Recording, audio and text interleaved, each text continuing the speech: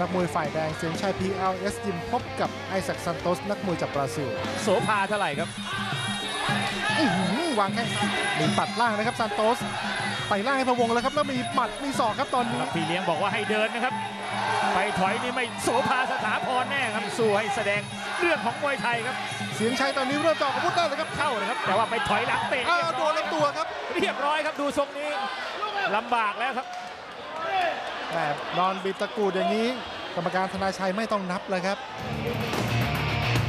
นี่เลยครับซ้ายลำตัวครับถึงกับต้องถอยครับมีอาการครับซันโตสเห็นครับแล้วก็ไล่อัดลำตัวลูกฮุกขวาข้างบนนี่ไม่เท่าไหร่ครับแต่ซ้ายลำตัวนี่ครับเป็นเหตุเกิดเลยครับ